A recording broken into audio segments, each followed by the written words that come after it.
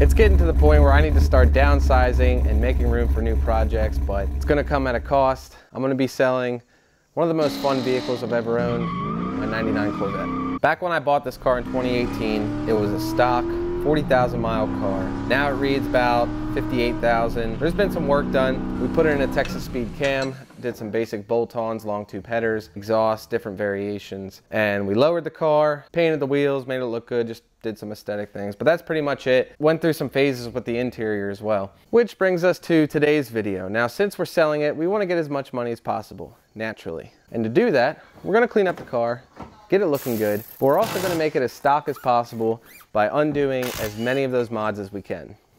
Let's check it out.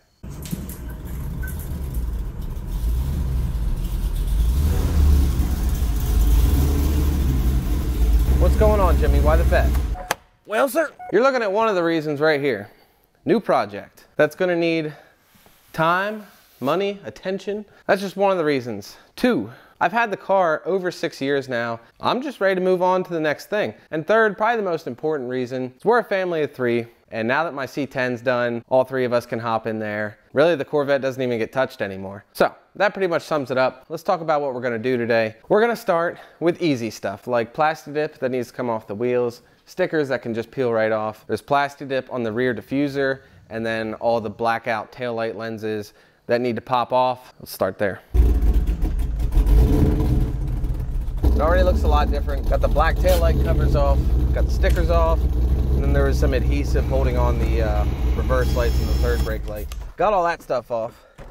So now the last thing that needs to be stockified is this rear diffuser area that I plastic dipped. And to do that, I got this stuff. It's called dip dissolver. Let it on there for a couple minutes, turns it back into a liquid, and should be able to spray it right off. First coat's on. It's already starting to run on its own a little bit. Let's go second coat. Yeah, I don't know why I didn't think to try and peel it first. Idiot. I ended up getting all of it, finally. Had to use a microfiber to kind of buff it, but I'm gonna wash the whole thing. Not the whole thing, just the back. Make sure we got all that cleaner washed off. Sweet. Looks naked.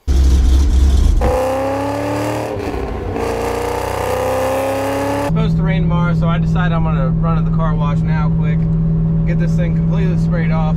I do plan on doing a full detail, clay bar, compound, polish and wax. So we'll get that out of the way now, and then we can just keep the car in the shop. I'm gonna go ahead and use the automatic, don't judge. But it does have the undercarriage spray, so that does help. See? Undercarriage. Chilling. We go.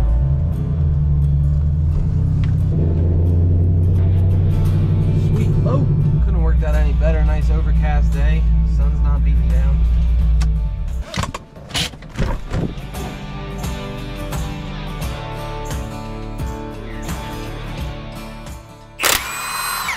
Car's up in the air, so we get these wheels pulled off. We still need to get this hyper dip peeled off the wheels, but we'll save that for later. What we're after in here is the brakes. We're gonna be removing the caliper, getting the bracket off, taking off these wheel spacers, doing away with them for good, and then taking off the rotor to replace all that. Now that the brakes are out of the way, we get a much easier shot at our sway bars here. More specifically, the sway bar end link. I got new ones of these. These old ones are just not in good shape. We'll crack it loose and it's starting to spin. But luckily, GM provided us with a Torx on the stud there.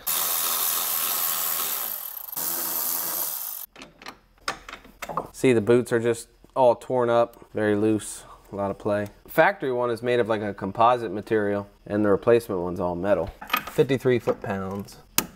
I got the back of the car at the same level as the front, got the brakes pulled off, and replaced the sway bar link back there, back to the front of the car with the caliper here. And you might have noticed how not good looking it was. It appears maybe someone tried to paint it in the past. I don't know who did that. We masked off a lot of the car. The stuff we're using is pretty intense. It'll dissolve paint pretty quickly. Pretty much what we're gonna do is just spray this on here and then just let it set and do its thing for about 45 minutes. All that paint's starting to loosen up, so as you can see, it kind of just brushes right off. So we get this cleaned up, along with the one on the back too. Got those calipers completely wiped off. They're good to go. Before we get the brakes put back together, while we still have access, we're gonna be returning the suspension to more of a factory ride height. There's a huge fender gap from factory. Luckily, we don't have to replace any parts though, because on the Corvettes, it's adjustable. Let's check it out. Now, what you're looking at right there is how we go about adjusting the front suspension. This is your leaf spring that goes side to side. Pretty much all we're gonna do is tighten down this guy right here, which there's a stud and then there's kind of like a foot on the bottom. It makes the gap between the lower arm and the leaf spring greater, which in turn increases your ride height. I think I'm just gonna go until pretty much all the threads disappear. That'll be about 1.25 inches. That shock was all kinds of in the way. Maybe we'll just do 1 inch, which is pretty much exactly where we're at right now. Yeah, we'll go right there. That ought to work. So the way it works in the back, if you want to lower your car, you pretty much want to increase the distance between the leaf spring and the lower arm. So the further this distance is, the more it's gonna push the wheel into the car when the suspension levels out. To raise the car, tighten this bolt up, shorten that gap. Now that stud might interfere with the CV shaft. It shouldn't. Now that we got the suspension squared away, we can start to put the brakes back together. I did get all new brake stuff. The old pads were starting to look a little thin in the skin.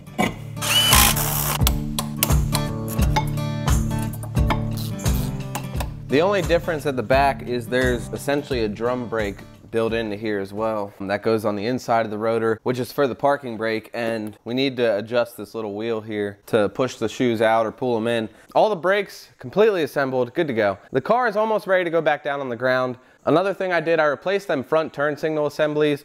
The old ones were all fogged over and looked like not very good. So I got new ones in there, looks a lot better. The last thing we need to take care of while the car is still up in the air, it's a problem that plagues many, if not all, C5 Corvettes, and that's the rear exhaust tip alignment.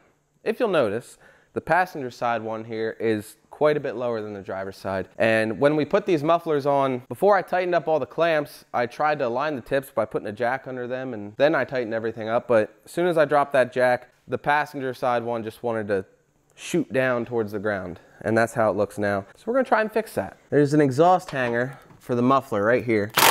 We're gonna try to either adjust the little hook that's on the muffler or add some kind of rubber spacer onto the hanger here.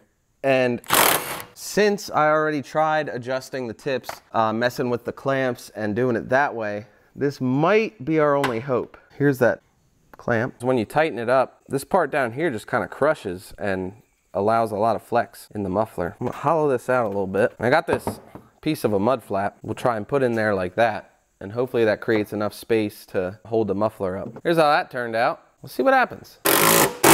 The tips actually turned out a lot better than I thought they would, and they're relatively even. Now we just gotta get the wheels on the car and back on the ground. But the wheels still have the hyper dip on them, because I said we'd save that for later, and that is now. Unlike the diffuser, I'm gonna actually try and peel as much of this off as I can. I was actually able to peel off most of that plastic dip. In a couple spots it kind of stuck and wasn't coming off as easy, like the inside of the spokes and the center of the wheel where the lug nuts go. So I took them outside, sprayed them off with dip dissolver, and got them pressure washed and cleaned. They look as good as new. Once we get all the wheels mounted up, we'll get the car back on the ground.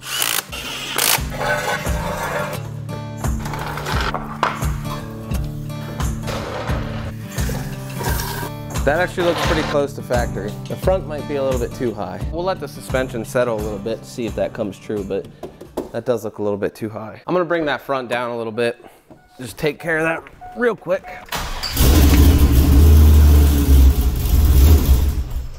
Definitely didn't stall. And I did check the clearance on that rear stud with the CV shaft, and there's plenty of room.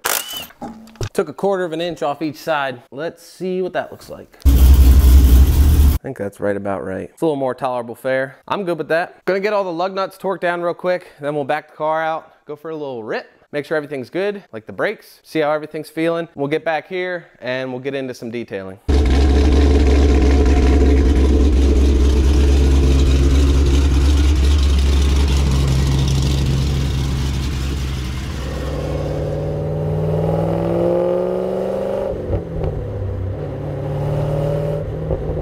Tell it's sitting much higher, but it is.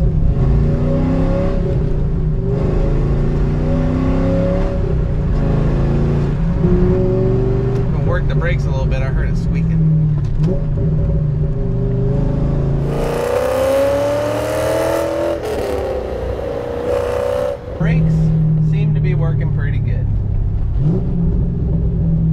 Now, how about them sway bars?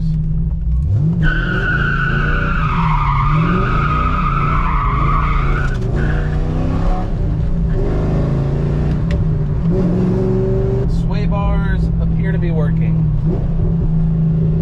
Working our way back to the shop. I'm going to do a little bit more of an aggressive braking up here just to make sure.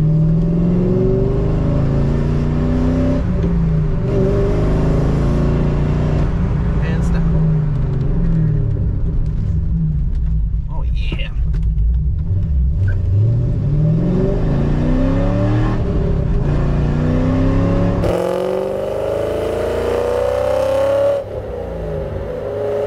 We got one more thing to do to the car. That's a full detail. First, we're gonna strip wash it, get all the old wax off of there, clay bar it, get all the contaminants out of the paint, and then compound and polish, really make it shine, and then we'll wax it again. I will not bore you with that. The car is pretty fairly clean as it is. Probably won't look that much different on camera, so we'll skip right over that. I do have some interior stuff I need to do too, but just little stuff. We got everything else done on the list. The car is back to stock essentially, except for everything done to the engine and exhaust. All we gotta do now is clean it up, take some listing photos, and I'm going to be putting it up on a auction platform to be determined for no reserve. Whatever it sells for, that's what it's going for. This will not be the last video of the car. I'll probably make one more like final video, maybe one last drive, and then I'll be keeping you guys posted when it's going live for sale. So keep an eye out for that. And then we're on to the CJ project. Yeah, that's going to wrap it up for this one, guys. Hope you enjoyed it. Take it easy, and I'll see you in the next one.